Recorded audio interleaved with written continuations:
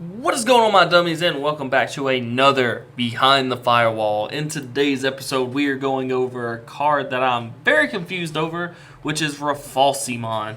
Rafflesimon is a 12 to play normally, 3 to evolve on top of a level 5, or 1 to evolve on top of a level 6, 11k body Digimon.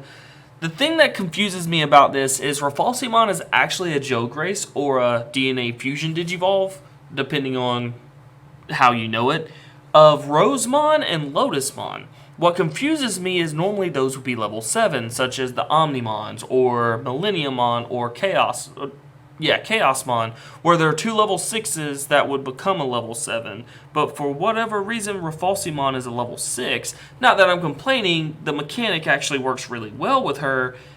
It's just kind of confusing. But let's get into her abilities. The main effect, or during the main turn, Digiburst 2, which takes 2 cards out from under her and puts them into the trash. All your Digimon get plus 2,000 DP for the turn. This makes her really big, especially if you go into her as your level 6. You're able to Digiburst twice to make her a 15k body, which is really, really big. Also, during our turn, once per turn, when your Digimon uses Digiburst, one of your opponent's Digimon cannot attack or block until the end of your opponent's next turn. So we shut down one Digimon in particularly, and we don't have to worry about it for a turn. Now, with this being once per turn, it is a little bit more not skill intensive, but like it doesn't allow us to fully close down our opponent's board, but it does help us do what we need to do, which is control our opponent out until we win the game. Alright, so moving forward, the cards that I would recommend playing with Rafflesimon. So we have this Dokunemon. Dokunemon on play, we reveal the top 3 cards of our deck. We add 1 Digimon with Digiburst from among them to our hand, put the remaining on the bottom in any order. This allows us to search for Rafflesimon or other cards that will have Digiburst. Of course, I don't have any of them here listed. I'll go over them, I'll just show you guys them after I get done talking about everything I want to talk about. But this is a pretty good way to search for our level 6s or to search for Rafflesimon, because we will be Digibursting a lot, and that will help us out in the long run.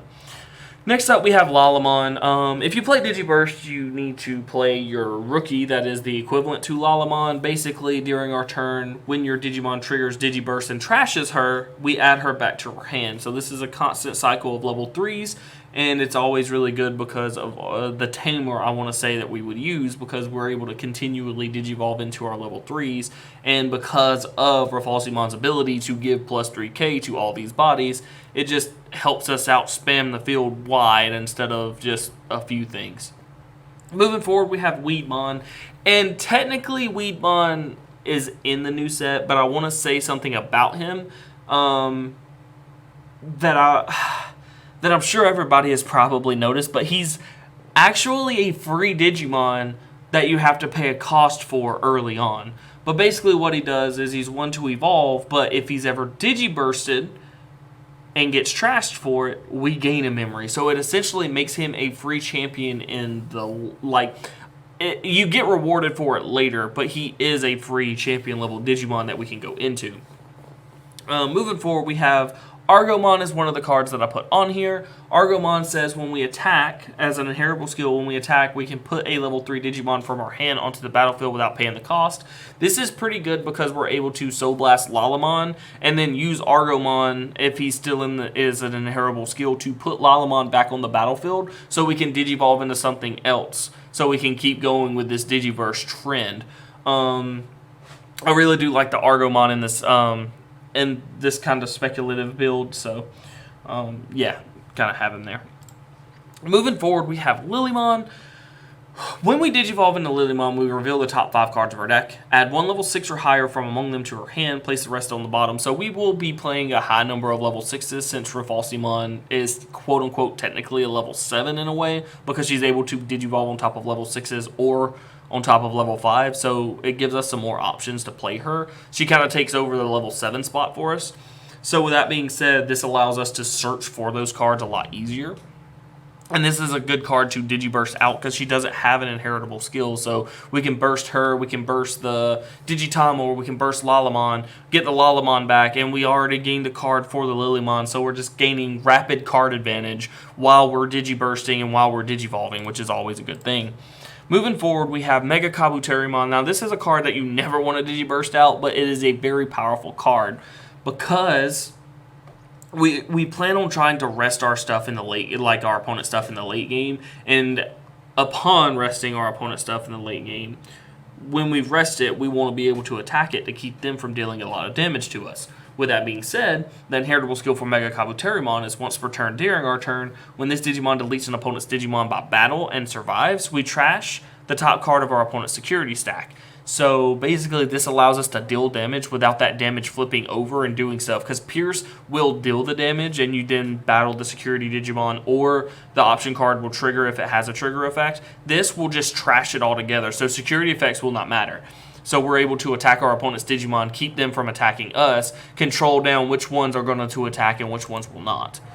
Moving forward, we're going to go over Rosemon. Now, Rosemon is one of the pieces to evolve into Rafflesimon. Rosemon's ability during our opponent's turn, when they attack with one of their Digimon to us or a security Digimon, or to our security, we rest one of their Digimon. So we're able to continually control the attacks and how they're coming out, which is always a really cool thing.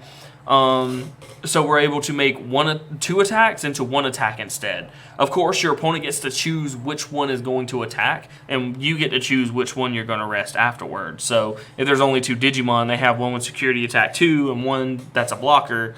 You get to rest the blocker, but you're still going to take 2 damage in the process. So keep that in mind. Your opponent can play around her very easily.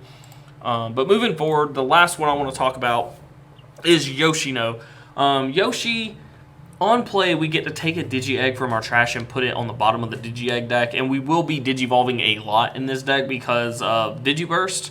We will be sending those cards out, and with this being a control deck, we want to be able to draw those extra cards when we want to. Mimi is a fun option as well because you're able to turbo into the level 3s. However, I like Yoshio because she keeps that. It's essentially 4 more Digitama that you have. And with this being control, we slow down our opponent in the first place, so we have the time to keep going into these Digimon. The other ability that she has is when we Digivolve a Digimon, if that Digimon has Digiburst, we can rest her to reduce the Digivolution cost by 1. With that being said, there's champions that evolve for 1 that have Digiburst. There's ultimates, which are level 5s that evolve for 2, so we're basically gaining a huge advantage here, but this also allows our Rafflesimons to be for free on top of level 6, and that is super powerful. It kind of gets rid of the need to have Hidden Potential Reveal and allow us to play more Flower Cannon or to play something along the lines of Chicka Chicka Bang Bang, for example, or Mega Buster, I think is the name of the attack, or the option card. Nope, wrong. Yeah, Mega Blaster, not Buster. Mega Blaster. So, and it would allow us to play this, which is technically a Coyote's Breath mixed with a Terra Cluster. It basically takes a suspended Digimon and puts them back in the deck, or back in the hand. But going forward, I do want to look at some of these Digiburst Digimon. So, wrong Digimon. So Hercules Kabuterimon from the starter deck does have Digiburst. He allows us to rest a Digimon, which is always a good thing. It would not be a bad card to have in the deck with Rafflesimon. There are also some in set BT4. We have Sunflowmon, which we can choose a suspended Digimon. It stays suspended, which is pretty good. And if we're turboing our Digitama, this allows us to play this for 1 or none if we have 2 Yoshino, and then keep something completely tapped down, along with Rafflesimon triggering to keep something completely rested, or to choose something else that can't attack until the end of their next turn. Lilamon is another one, but it's really hard with all the level 5s that are good with the deck. It's really hard to play a level 5 Digiburst, but this basically just suspends something, and then when we attack with her, if we have a Tamer, we can suspend a Digimon. That's also a really good ability. Another good level 6 that we can play, but we kind of want to focus more on Digiburst than the Rosemon, Lotusmon combos. But Lotusmon is during all turns, when you or an opponent plays a level 4 Digimon, it is suspended immediately, or a level 4 lower, excuse me. It is suspended immediately, so basically cuts off all blockers that are not black blockers. For example, the level 5s or higher that are in black blockers like Wargreymon Black or Andromon, stuff like that.